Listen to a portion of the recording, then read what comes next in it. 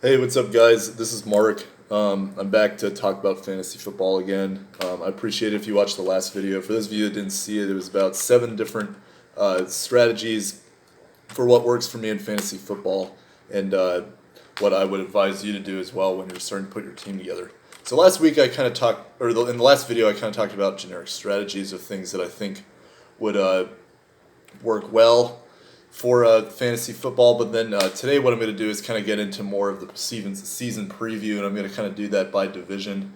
What I'm going to basically do is go through the positions and kind of talk about what positions I think will be good this year and what positions I think will not be good this year. And if you didn't get the gist from the last time, I'm not an expert at fantasy football, but I do want to give you some pure advice from things that I can point out from things that I've noticed has worked well for me.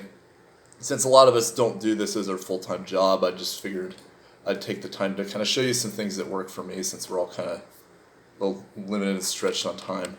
But anyway, so what I'm going to do is I'm going to go through the AFC East. I'm going to talk about the quarterbacks, the running backs, the receivers, and the tight ends on each of those teams. And then you also on your roster, you have a spot for defense and a kicker.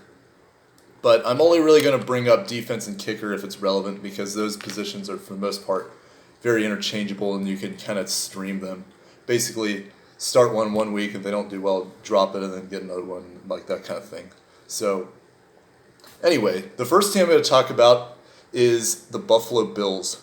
So, the Buffalo Bills are, they're kind of an interesting team. They for a while, last year their offense was not very good when they were still trying to figure out who they were, and they were trying to experiment with Nathan Peterman and other stupid ideas like that.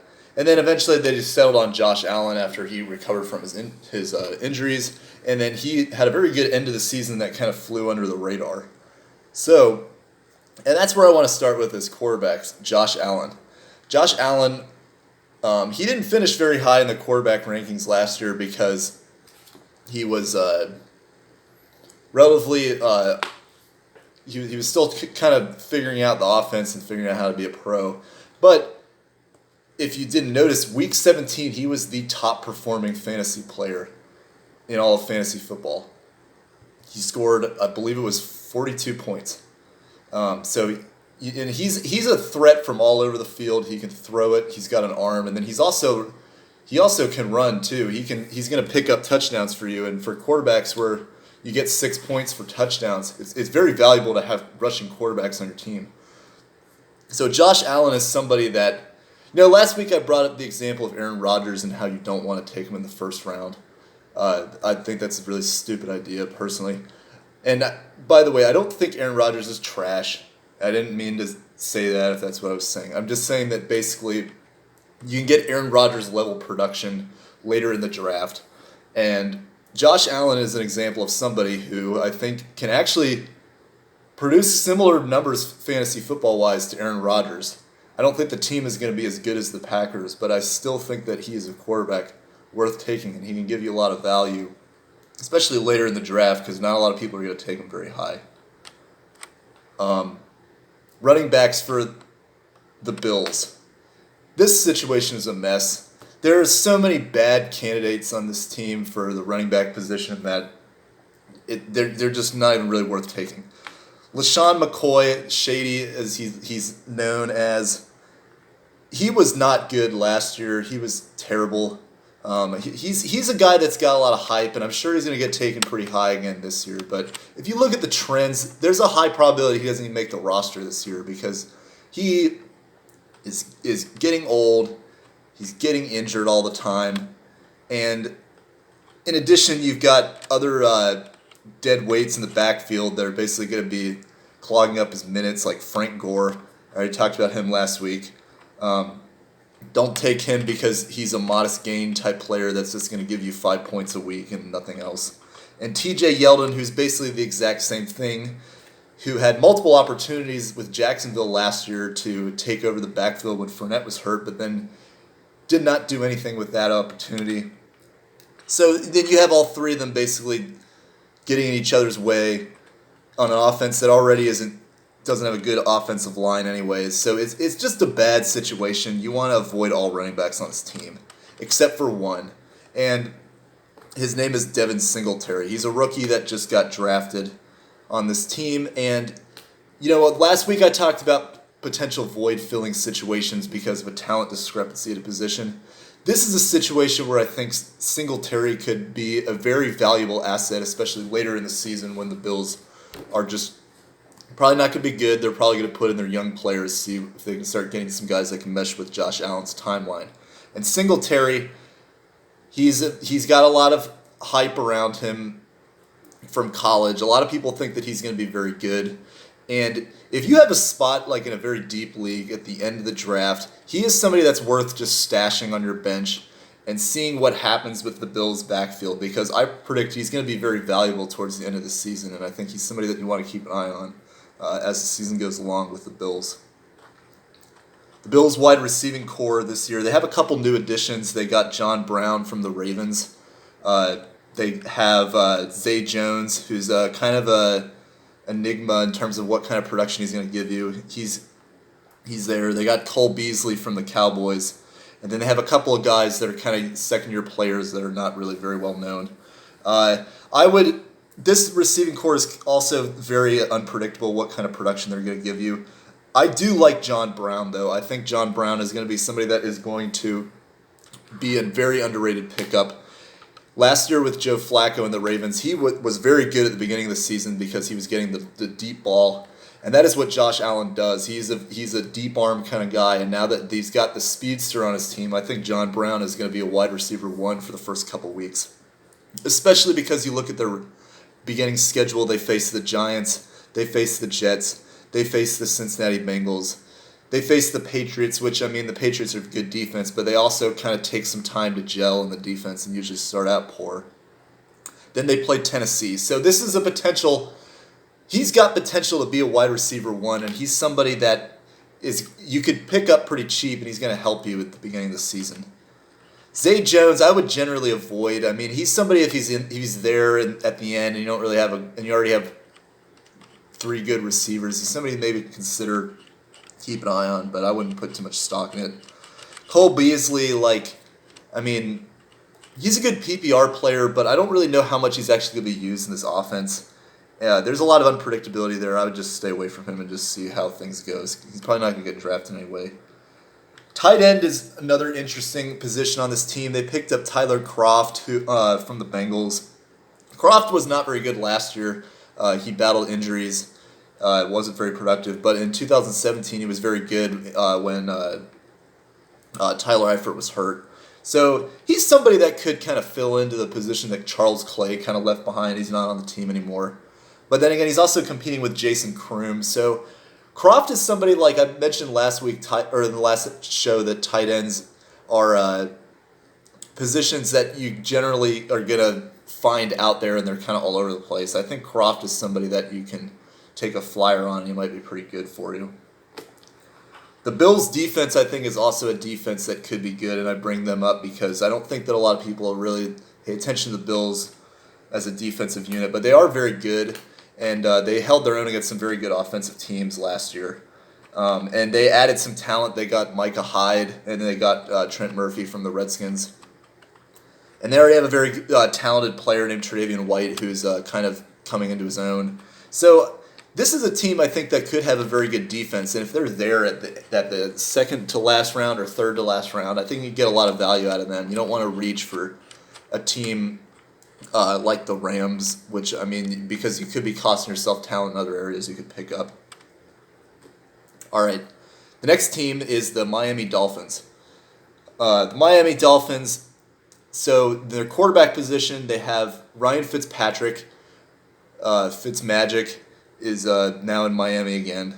Or actually, he wasn't ever there in the first place. And then you got Josh Rosen. So I would not take either of these guys because you don't know who's going to start right now, and I don't really know if either of them are really going to have that productive a season anyway. Neither of them are really running quarterbacks, and they're kind of guys that can kind of get in each other's way and probably pull starts away from each other, so I would just stay away from them, see how that develops. In the running back position, they have Kenyon Drake, who is a very talented running back, but he wasn't really used very much last year in Adam Gase's system. I'm going to get into that more with another team coming up here. But he could have a bigger year now that the offensive system's changed, and he could fall into more of the workhorse 3-down running back because he's definitely got the potential to do that. A lot of people are going to stay away from him. He might be there in the 4th or 5th round, and I say if he's there, he's worth taking a flyer on because he's got some he's got a lot of potential. He's got a rough couple first weeks, but he's somebody that you can keep an eye on as the season goes along. He could be very valuable. Wide receivers for the Dolphins. So this wide receiving core is very similar to the Patriots to a degree in that they have a lot of guys that are going to give you very productive weeks from time to time, but they're wildly inconsistent. And I'm going to get into that more with the Patriots later on. But you have Albert Wilson, you have Devontae Parker, you have Kenny Stills, and you have Jakeem Grant, who are all very speedy receivers that have had various good games last year at various times, but they never could string anything together. So my recommendation is just generally avoid all 4 of them. If you do happen to have one on your team, though, I think a good person to have on your team is Kenny Stills. I think what's probably going to happen is they're going to start Ryan Fitzpatrick at the beginning of the season. And then Kenny Stills is kind of a deep threat guy that usually starts out the season hot and then kind of flames out. He's probably going to catch a touchdown or 2 from Ryan Fitzpatrick, and then a lot of people are going to be excited about him. And then you trade him because you could probably trick somebody into taking Kenny Stills who doesn't really know that Kenny Stills is not very good. And you're not going to get a consistent season out of him. So if nothing else, you only take Dolphins receivers just for the purpose of trading them when their stock is high. Their tight end. So they have Dwayne Allen, who's a guy who's kind of bounced around a couple different teams but has potential. I would stay away from him because the Dolphins, they did not have a very good rapport with tight ends, and you don't really know what you're getting with Dwayne Allen. The guy that's coming back is Mike Gesicki. He was okay last year, but he's also inconsistent. And then they have O'Leary from the Bills. So, I think these guys are just going to all be competing with each other, and you just generally want to avoid all of them. Not going to bring up the defense and kicker on this team. So for the next team is the New York Jets. New York Jets are interesting. They had a lot of changes in the offseason. I'm going to kind of talk about what that means for the team. So the thing to know at the beginning with the Jets is that they have the first game they have the Buffalo Bills, which that could be a good defensive battle. But then the next couple weeks they have the Browns, the Patriots. They have a bye. Then they have the Eagles, the Cowboys, and the Patriots again. So what that means is that they're probably going to be playing catch up in a lot of those games and probably throwing the ball a lot, trying to stay with those teams because they all have very good offenses. And because of that, you could have a lot of inflated values towards the receivers and not as much towards the running backs. So Sam Darnold, the quarterback, he had a good year last year, and he's an unpredictable player himself because he has a new coach, Adam Gase, and it's not entirely sure if he's going to go through a sophomore slump. But I think he is a very talented player, and he's got some weapons around him now that he's got LeVeon Bell on the team that I think could make him a very solid option. I wouldn't personally take him because he doesn't run very much, and I don't really think that's you don't really get as much value from pocket quarterbacks in this game. In general, there's some exceptions to that, so I would not personally take Darnold, but he is somebody that's worth taking a flyer on at the end of the draft. So the big point of discussion that I want to talk about here is LeVeon Bell. LeVeon Bell, in my opinion, is going to go way too high in this draft, and I think that in the draft this year, people are going to take him over people that are going to have better years. I would personally stay away from LeVeon Bell unless he slips all the way into the end of the first round. Why is this? Well, remember, he didn't play at all last year, so he's got a year of rust behind him. He's kind of... I just feel as a person in general, he's just very complacent and kind of caught up in himself. And I don't really know how well that meshes with, when you take a year off and you get a big contract. I predict that there's going to be a slump this year. He's not going to live up to expectations. And the other thing, I just talked about Miami and their situation with Kenyon Drake. Adam Gase likes using a running back committee, and he's got Ty Montgomery in the backfield, who's a very good PPR receiving running back. So I see just a general combination of red flags with LeVeon Bell that I don't think he's going to be the fantasy monster that he's been in the past with the Steelers. So I would stay away from him. If you want to take people like Melvin Gordon over him if you can, Christian McCaffrey, guys that are probably not going to go ahead of Le'Veon Bell, but you want to take them because they're going to have an easily better season than him, in my opinion.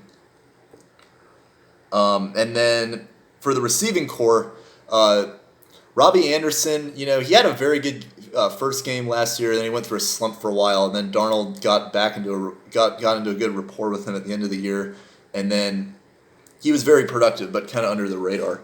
And this year, I would take Robbie Anderson if he is available. I think Robbie Anderson is a potential breakout star because you look at the rest of the receiving core, they don't really have a whole lot.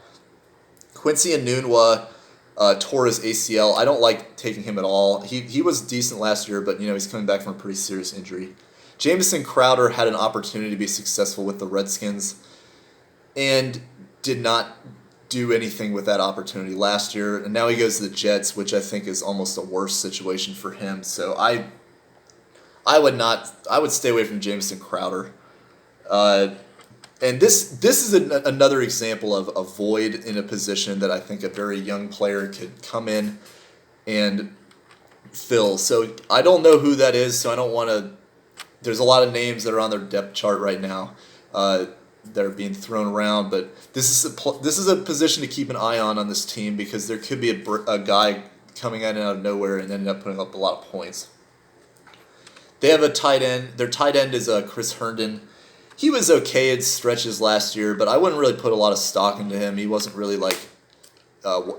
greatly consistent or anything. If he's there, I think he's a decent option at the end of the draft. And that really wouldn't be a bad strategy. You can take your chances with him and then maybe get somebody else if they're producing.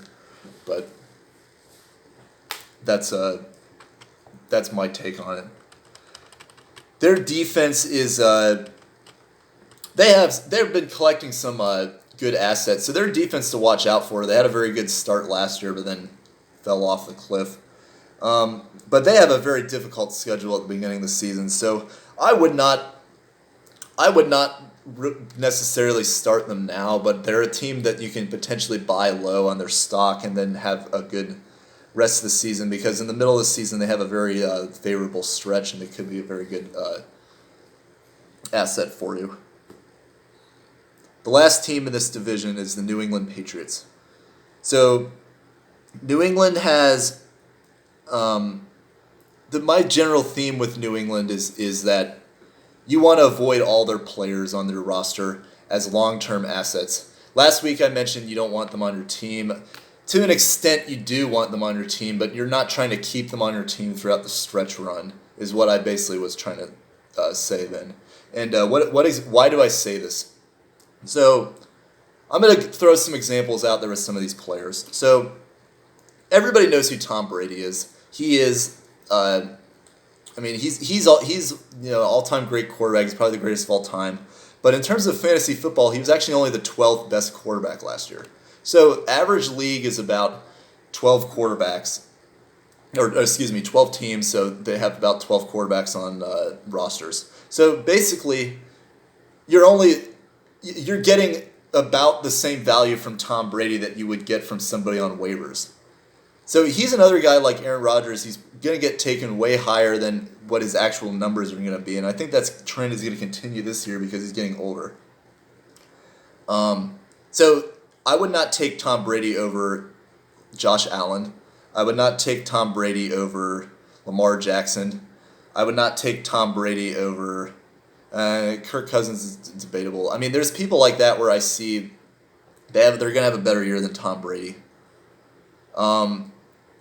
So the running backs, the Patriots running back core is always got 3 or 4 options, and you never know which one of them is going to get the ball. Last year, James White was very successful because they had an injury to Rex Burkhead and what was that guy's name? He used to play for the Hill. He was on the Bengals, but he was injured. So James White he's a very good receiving running back. He's going to give you a lot of PPR points at times. So he's a good asset to have on your team. But the problem with the Patriots running back construction is they've got James White. They've got Sony Michel, who's kind of like the downhill like workhorse back at the goal line. They got Rex Burkhead, which is basically a clone of James White, but not as good. But he plays almost the same number of snaps as James White, so he's taking his touches. And then, James White is 27. You don't know, like, you don't. He's kind of starting to get in like the older time frame of running backs. And then, like, what does it tell you when the Patriots take another running back, Damian Harris, and they're adding him to their roster? Like, how much confidence does that show in James White as their reliable back throughout the season? I mean, is he going to be a top 10 running back again? I don't see it because they've got 4 guys there that are potentially going to be taking the majority of the touches at any given game. So one of them is going to have a very good game 1. So if you have a Patriots running back on your team, stash him the first week. Hope he has a good game, and then trade him for somebody that's going to believe the hype because it's the New England Patriots, and then you'll get somebody that's more consistent that's going to be more helpful to you throughout the season. That is what you do with Patriots running backs. You do not start any of them because you could get 1 point. Well, you could get 20 points for them, but you also could get 1 point because Belichick you never know what he's going to do. Receivers. So same way, I think Julian Edelman is somebody that you would want on your team. He is got a rapport with Tom Brady. He's going to be catching a lot of passes, but there's also going to be a lot of games where he's going to be a decoy. He's really only going to catch like 2 passes because that's what Bill Belichick does. And then there's a lot of other wild cards in this receiving core that are going to get hyped for various reasons. They've got N'Keal Harry as their first-round draft pick. A lot of people are going to have a good opinion of him going into the season, but I don't have any idea what he's going to actually be, so I would stay away from him. Unless you're going to do the same thing I talked about with running backs, stash him, see how he does, and then trade him. They got Demaryius Thomas. Like, this is just another Frank Gore situation. Like, Demaryius Thomas is done. He like barely played with the Texans, and I mean, like, what is he going to do with New England other than just like catch some passes every now and then and just provide leadership? I mean, not that there's anything wrong with that, but that's not what fantasy football is. And then they've got some other guys that they've on the team. They've got Philip Dorsett, who was good, decent at times last year. They got Dontrell Inman, who can be good at times. And then they got Maurice Harris, who's an underrated guy who I think could have some value for them with the Redskins. He had some good games last year, but they've just got all these guys that they can basically plug and play into different situations. And they've done this time and time again for the last several years. And like, you're not going to get any consistent production with any of these guys because they're just going to use one in certain games and then trick the other team into scouting too much on him and then throw in one of these other unknown guys. That's what the Patriots do, and it's terrible for fantasy football. So just stay away from them all unless you're going to do the stash and trade strategy that I discussed. Then the tight end situation for them is even worse.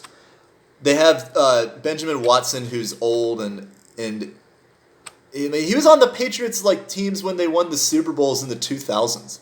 Like, I'm surprised he's even like still like alive at this point. It's like it seems like he's got to be like in his 40s or something. Like, I don't even know. But they actually, and then they had Austin Seferian-Jenkins, who I thought was actually going to be somebody worth picking up for them, but then he got cut because he, I guess, decided to skip training camp or something. That was a good idea. And then, otherwise, then they've got some other guys there that they could probably throw in, like Devlin and Lacoste, and I would just stay away from them because I don't know what you're going to get with them. The defense has a pretty favorable schedule. They have the Dolphins, the Jets, and the Buffalo Bills, so they could be a defense to put on your team and see how they do.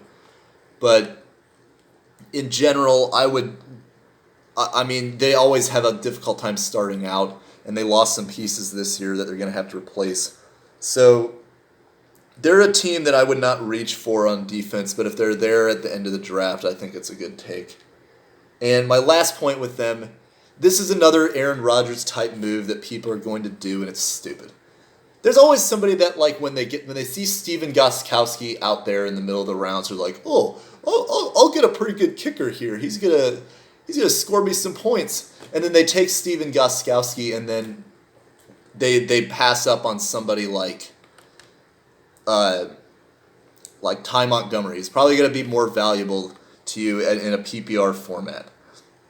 And then they pass up on somebody like, Devin Singletary, who he could be the number one running back on that team with Josh Allen and be a key force out of the backfield by the end of the season.